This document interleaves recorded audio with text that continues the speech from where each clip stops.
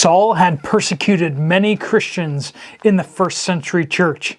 He had gone from city to city to attack people, to seize them and take them into prison.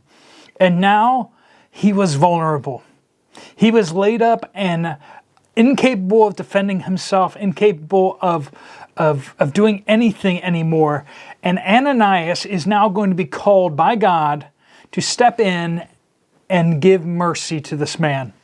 This man who deserved absolutely nothing but contempt, nothing but their hatred, and yet Ananias is going to be called to serve and to love this man. Friends, we need to be able to let things go. Not only that, but we also need to choose whether we will serve God or whether we will continue to try to serve ourselves. We have a lot to cover today in Acts chapter 9. But before we jump in, let's first have a time of prayer and confession to make sure our hearts are right before God. Let's pray. Lord God, we desperately need you. We need you to wash us, to make us clean. Help us to walk in your way, to do the things that are pleasing to you. Help us to know you. Lord, we want to lift up our sins and our failings to you now as a time of confession.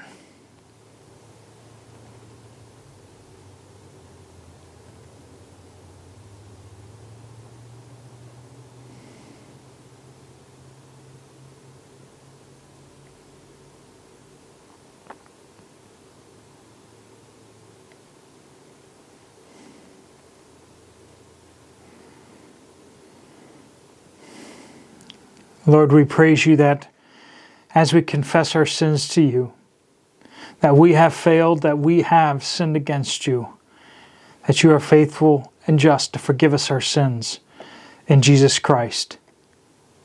Please open our eyes and our hearts to what you have to say to us today in your word. We pray these things in Jesus' powerful name. Amen. Let's read through the passage together here in Acts chapter 9, starting in verse 10. Remember that Saul had been blinded by Jesus, a vision of Jesus, and he was taken into Damascus. He was taken into Damascus, and that's where he is now. Now there was a disciple at Damascus called Ananias, and the Lord said to him in a vision, Ananias, and he said, Here I am, Lord. And the Lord said to him, Get up and go to the street called Straight, and inquire of the house at the house of Judas for a man from Tarsus named Saul, for he is praying. And he has seen in a vision a man named Ananias come in and lay his hands on him, so that he might regain his sight.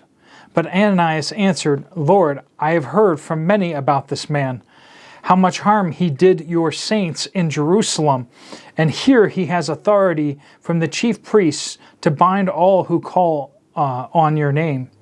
But the Lord said to him, Go, for he is a chosen instrument of mine, to bear my name before the Gentiles and kings and the sons of Israel. For I will show him how much he must suffer for my name's sake. So Ananias departed and entered the house, and after laying his hands on him, he said, Brother Saul, the Lord Jesus, who appeared to you on the road by which you were coming, has sent me to you that you may regain your sight and be filled with the Holy Spirit. And immediately there fell from his eyes something like scales, and he regained his sight. And he got up and was baptized, and he took food and was strengthened. The first thing we see here is that Ananias did not necessarily want to do this. If Ananias was just sitting on his couch and doing what he wanted to do, he would not have gotten up and gone to this street called Straight, risked his own neck in order to show mercy and give strength and aid to the one who wanted to persecute him and his friends and everyone who agreed with him.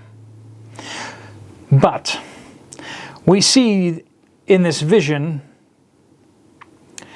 that he replies to the Lord with a very simple phrase, "Here I am, Lord."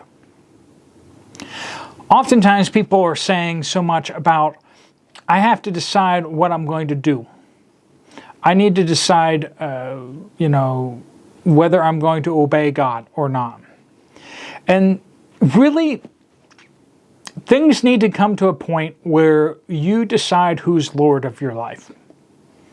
Are you going to make the final decision on everything? Are you going to pick and choose what you will do and what you won't do? When I was younger, I remember getting this idea, this vision of, not like a spiritual vision, but of a old sailing ship, a wooden sailing ship, right? And I imagined the skipper or the first mate or whatever. He was giving orders all over the deck. But every so often the captain comes out, right?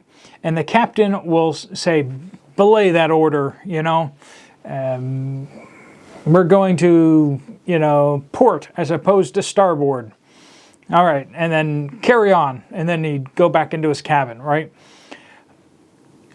When we pick and choose what we will do and what we won't do, even if we do most of what God tells us to do, if we reserve the right to come out of our cabin and belay that order, then truly we are the captains of our ship. Doesn't matter if we let the first mate kind of do most of the stuff, make most of the decisions. The Lord is to be the captain of our ship, the Lord of our lives. We must make that decision, and we must abide by that decision. Ananias had made that decision that, yes, here I am, Lord. I will do what I am told.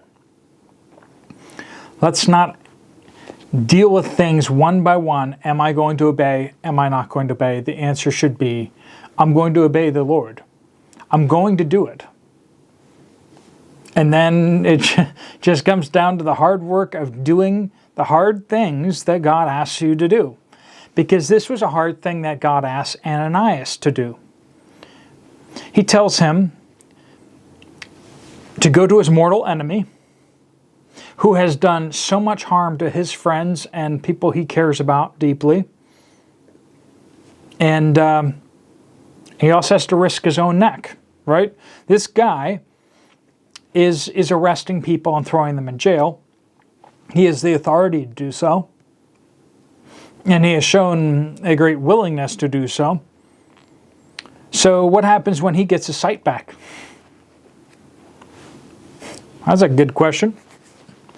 See, Ananias did not understand. He thought he understood, but God knew the more. God knew what Ananias did not know, that he had seized upon Saul's life, that he had claimed Saul for himself, as he says here, is a chosen instrument of mine, to bear my name before the Gentiles and kings and the sons of Israel. God chose Saul to become Paul, to become the greatest missionary that the world has ever seen. He took the gospel and planted churches from Jerusalem out to Spain, possibly as far up as England. We don't even know the full extent of all the places he went. Not to mention the places that the people that he trained and he poured his life into, where they went. But this was something that could only be accomplished by a broken man. A broken and humble man who did not see in himself anything good. It took a very bad man who realized he was a very bad man to do the great work of God. It is oftentimes our strength that actually stops us from doing the good that God wants to do through us. Because we're like, oh, I can take care of this myself. Oh, I can cook dinner by myself. True power comes from being so completely dependent upon God that you need Him, that you realize you need Him for every breath. Ananias was indeed afraid of imprisonment. I mean, who wants to be in prison, right? Especially those type of prisons. Very, very worse than current day prisons. In addition to that,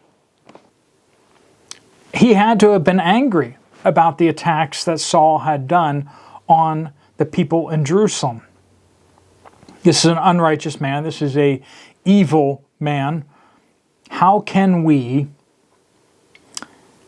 bless him? How can we do this thing for him? Aren't there more needy, better people out there who haven't done the horrible things that he has done? It's a question. I don't think that he, in his flesh, would want to forgive Saul, to heal Saul. I don't think any of us would really be super okay with that. But the question is who is Lord of your life?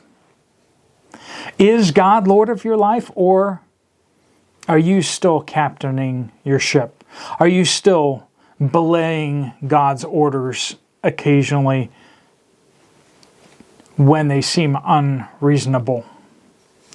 Because I promise you, if you belay God's orders that are unreasonable, you will find many, many of them are unreasonable.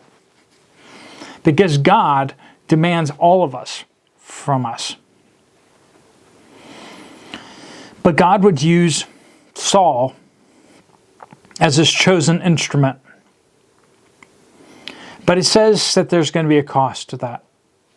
I will show him how much he must suffer for my name's sake.